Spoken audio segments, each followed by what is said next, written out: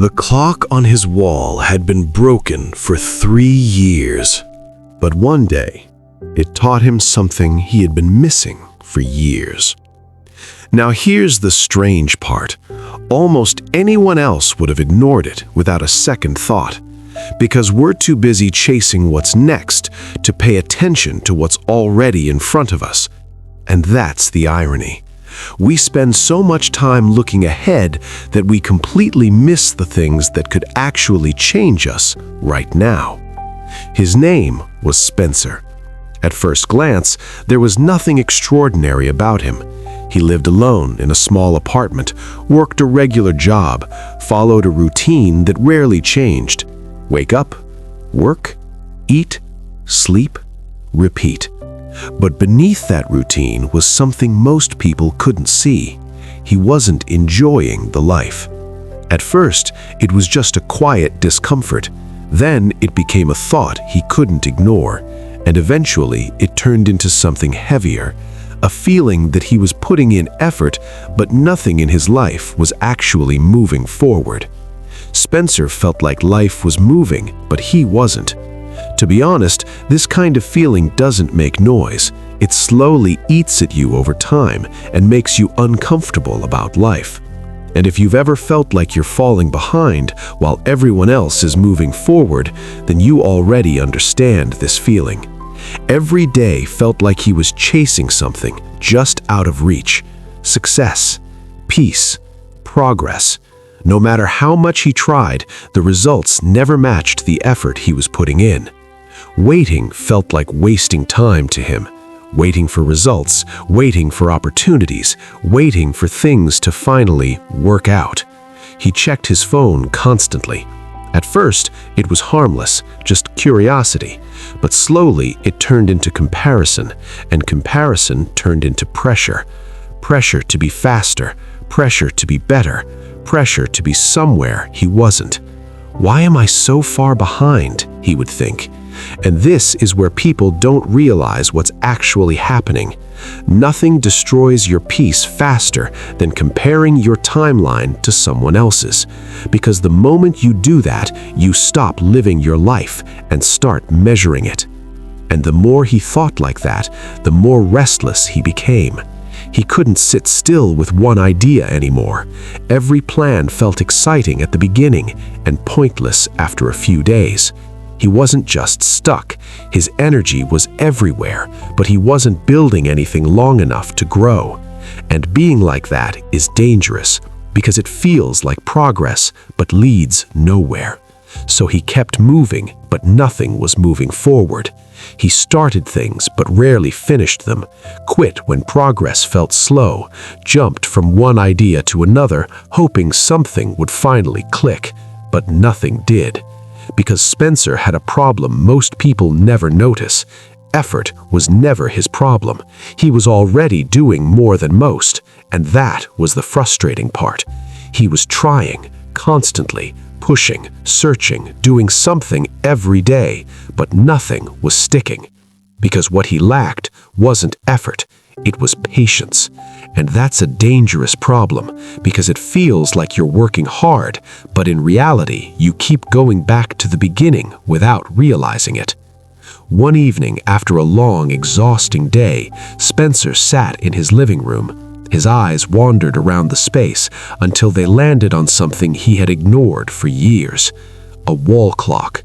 Old, slightly dusty, hanging crooked on the wall. It had stopped working a long time ago. He didn't even remember when it broke. It had just stayed there, unmoving, silent, forgotten.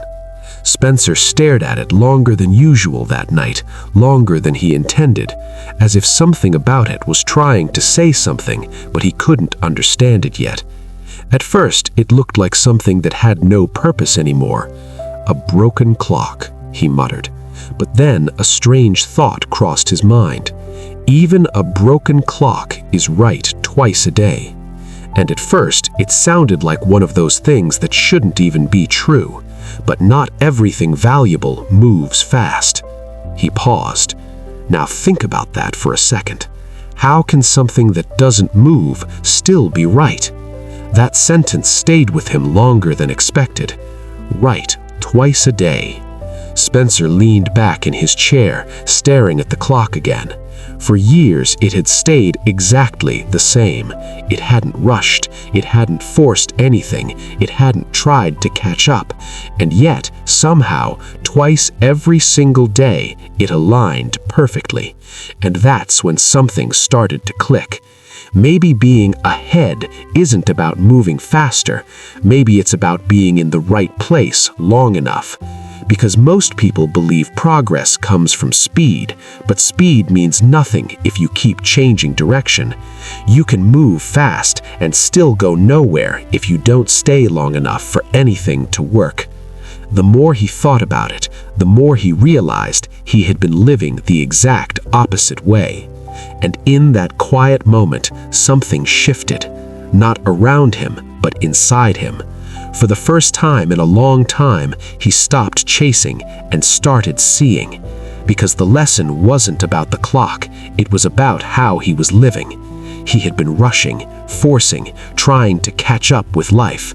But what if life isn't something you chase? What if it's something you align with? Because chasing creates pressure, and pressure makes you rush. And when you rush, you stop giving things the time they need to actually work. And as he understood that, he stopped looking at his life the same way again. The clock didn't move, yet time still met it. Spencer thought about all the things he had quit. Projects abandoned too early. Goals dropped because results were slow. Dreams dismissed because they didn't happen on time. And this is the point where a lot of people walk away without realizing how close they were. Maybe the problem wasn't that nothing was working. Maybe the problem was he never gave anything enough time to work. The next morning, Spencer did something unusual. He didn't rush. He didn't check his phone immediately. He didn't overwhelm himself with expectations. Instead, he made a quiet decision to simply keep showing up, even when it felt like nothing was changing, even when he felt tired, even when it felt pointless. And this is exactly where most people fall off. He picked one goal, just one, and he committed to it. No jumping around, no quitting halfway, just steady effort, day after day. At first, it felt uncomfortable.